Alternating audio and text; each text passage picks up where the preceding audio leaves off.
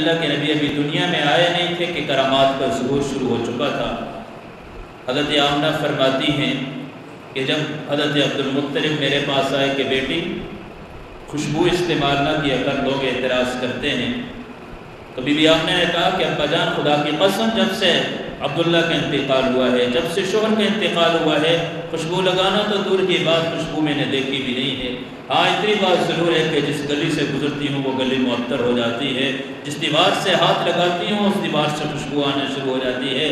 عبد المطلب ابا جان پانی بھرنے کے لیے آپ بیچتے ہیں، محلہ کی عورتیں روک دیتی ہیں کہ آمنہ جب تک تو یہاں ہوتی ہے تو پانی اوپر پھرتا ہے، آپ واپس نہ جائیں۔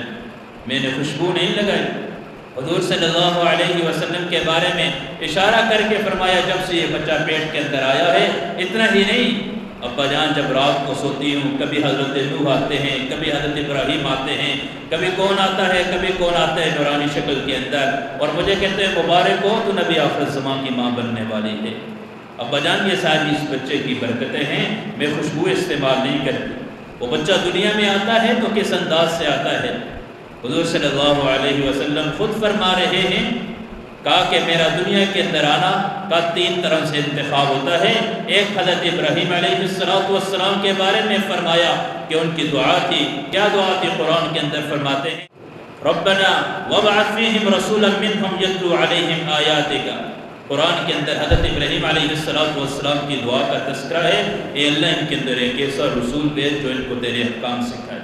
دوسرا کہا کہ میرا انتخاب ہوتا ہے حضرت عیسیٰ علیہ السلام کی بشارت سے، جس کا تذکرہ قرآن مجید کے اندر سورہ صف کے اندر ہے، مبشرا برسول یأتی من بعد اسمہ احمد، کہ ایک نبی آنے والا ہے، ایک رسول آنے والا ہے جس کا نام احمد ہوگا۔ تیسرا کہا میرا انتخاب میری ماں آمنہ کی خواب تھی کہ جب حمل کی حالت میں تھی تو میری ماں نے خواب دیکھی، کا پیٹ سے ایک نور نکلتا ہے جس نے سارے کے سارے محلات کو روشن کر دیا تھا، کہ کسرا کے محلات روشن ہو چکے تھے۔ یہ اشارہ تھا کہ ایک بچہ دنیا کے اندر آئے گا جو سارے عالم کے اندر دین کو پھیلائے گا، سارے عالم کے اندر دین کا کام کرے گا۔ میرے عزیز بھائیو اور دوستو، حضور صلی اللہ علیہ وسلم کی پیدائش کوئی معمولی نہیں ہے۔ میرا اور آپ کا اس نبی کی امت کے اندر آنا بھی بہت بڑے اعزاز کی بات ہے، بہت بڑے اعزاز کی بات ہے۔ میں اور آپ جو حضور صلی اللہ علیہ وسلم کی امت کے اندر آئے ہیں، وہ امت جس کے اندر بنی اسرائیل کے انبیاء منصب نبوت کو چھوڑ کے اس امت کے اندر آنے کی دعائیں کیا کرتے تھے، ہم اس نبی کی امت کے اندر آئیں، ہم اللہ کا شکر ادا کریں۔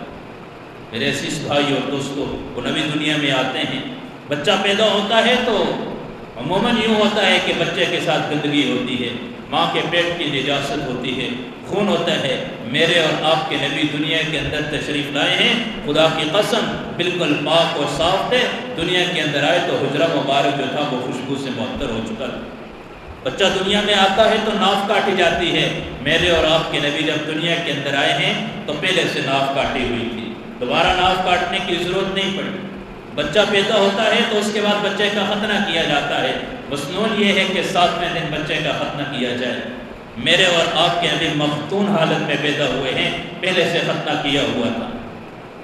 حضور صلی اللہ علیہ وسلم دنیا میں تشریف لائے اور سب سے پہلے میرے اور آپ کے نبی کا عمل کیا تھا؟ آتا ہے بی بی آمنہ فرماتی ہیں کہ اللہ کے نبی دنیا میں تشریف لائے، ابھی 10 سے 15 منٹ نہیں گزرے تھے کہ حضور صلی اللہ علیہ وسلم نے یوں کروٹ بدلی، کہا جب غور سے دیکھا تو ایسی حالت میں تھے جیسے انسان سجدے کی حالت میں ہوتے ہیں، اس حالت میں وہ بچہ نیچے کونیاں لگی ہوئی ہیں، بچے کی پیشانی ہے اور یوں ٹانگیں کھڑی کی ہوئی ہیں، اور ساری امت کو پیغام دے دیا ہے ایک بہت بڑا حکم لے کر آ رہا ہوں، جو نماز کا حکم ہے۔ میری امت کے اکثر جو ہوں گے جو نماز کے اندر سستی کریں گے، میرے اور آپ کے نبی کا سب سے پہلا پیغام تھا، اور اس سجدے کے اندر میرے اور آپ کے نبی نے توحید کی دعوت دی ہے، غیر اللہ کے سامنے نہیں جھکنا، اللہ کے سامنے جھکنا ہے۔ قل اللہم مالک الملک تؤتی الملک من تشاء، جو بادشاہوں کا بادشاہ ہے اس کے سامنے جھکنا ہے۔ تؤتی الملک من تشاء، جس کو چاہے گا بادشاہ دے گا، جس سے چاہے گا بادشاہی لے لے گا، اس رب کے سامنے جھکنا ہے جو ساری کی ساری کائنات کا تن تنہا مالک قل هو اللہ احد اکیلا ہے۔ اللہ الصمد بے نیاز ہے، لم یلد ولم یولد، نہ اس سے کوئی پیدا ہوا نہ وہ کسی سے پیدا ہوا۔ آ کے سب سے پہلے میرے اور آپ کے نبی نے توحید سکھائی ہے، اس رب کے سامنے جھکنا سکھایا ہے۔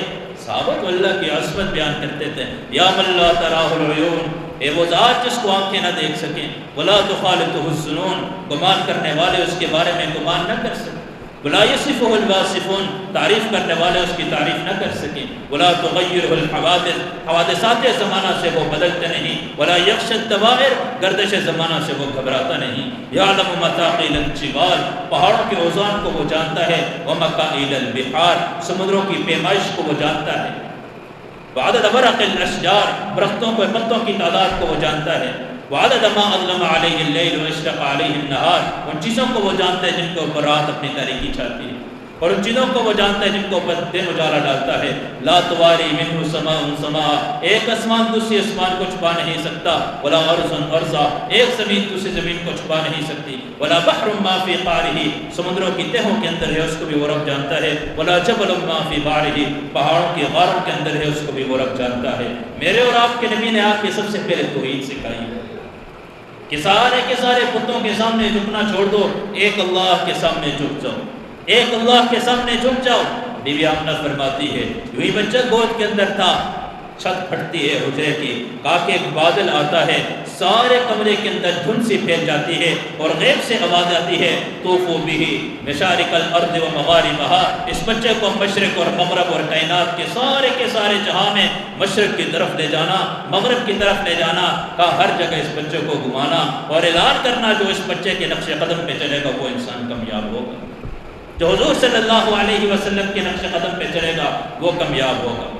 میرے اور آپ کے نبی کے آنے سے قبل یہود کی کتاب کے اندر لکھا تھا، تورات کے اندر لکھا ہوا تھا، جب نبی آخر الزمان آئیں گے آسمان میں سرخ ستارہ چمکے گا۔ اسی اسنا میں کیا ہوا کہ آسمان میں سرخ ستارہ چمکنے لگا، یہود پریشان ہو کے یہود نے تلاش شروع کر دیا کس گھر کے اندر نبی آخر الزمان آنے والا ہے۔ یہودیوں کے جتنے قبیلے تھے پیغامات بھیجے، کیا کوئی عورت ہے جو بیمار ہے، جو حاملہ ہے؟ بتایا ہاں فلاں عورتیں ہیں۔ کہا پیدائش پہ کتنا باقی؟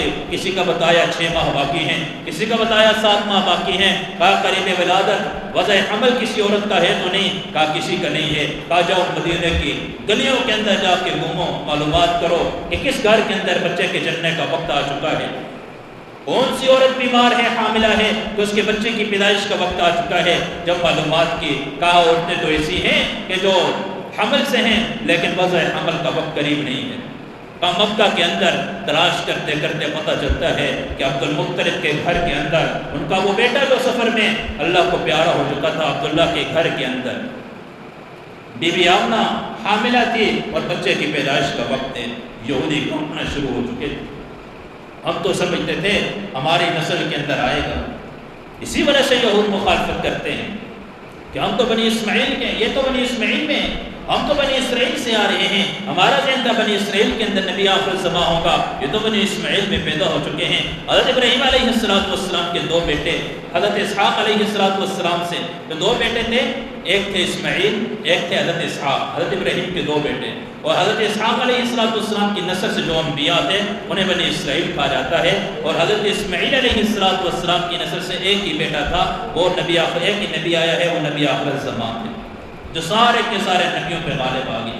جب یہ بات پتہ چلی تو ہکے بکے رہ گئے، یہ کیا ہو گیا، یہ کیا ہو گیا، پریشان ہو گئے۔ اور ادھر حضرت آمنہ فرماتی ہیں جب دنیا میں نبی علیہ السلام تشریف لائے، اللہ کے نبی کی پیدائش کے بعد، حضور صلی اللہ علیہ وسلم کی پیدائش کے بعد ایسے واقعات آئے، کہا کہ مجوسیوں کے ہاں 1000 سال سے آگ جل رہی تھی، اللہ کے نبی کی پیدائش پہ فوراً وہ آگ بجھ چکی تھی، فوراً وہ آگ بجھ چکی تھی۔ میرے اور آپ کے نبی کی کرامات شروع ہو چکی، دنیا کے اندر آئے، عبد المطلب بڑے خوش ہیں۔ حال گھر کا یہ ہے، بی بی آمنہ فرماتی ہیں کہا گھر کی حالت غربت کا یہ عادت تھا کہ جس رات حضور صلی اللہ علیہ وسلم دنیا میں تشریف لائے ہیں وہ رات ایسی تھی کہ چراغ جلانے کے لیے گھر میں تیل نہیں تھا، اندھیرے کے اندر رات گزاری۔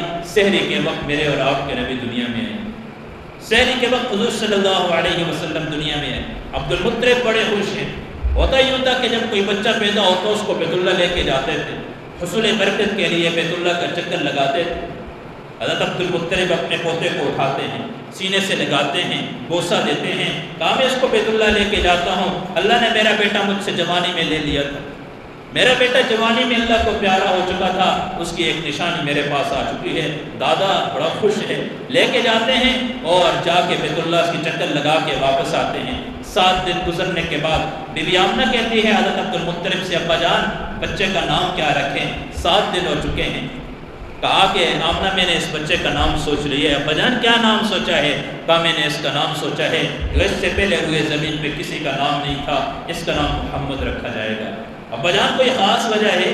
کہا ہاں میں نے سوچا ہے جب میں اس کو بیت اللہ کی طرف لے کے جا رہا تھا، کہا جس جس کی نگاہ اس بچے پہ پڑی ہے سب نے اس کی تعریف کی ہے، اور میں نے اسی وقت سوچ لیا اس کا نام بھی محمد رکھوں گا۔ محمد کہتے ہیں کہ دنیا میں جس کی سب سے زیادہ تعریف کی جائے، سب سے زیادہ تعریف کی جائے، میرے اور آپ کے نبی اس ربیع الاول کے مہینے میں دنیا میں تشریف لائے۔ ہم اسی وجہ سے اس مہینے کی قدر بھی کرتے ہیں۔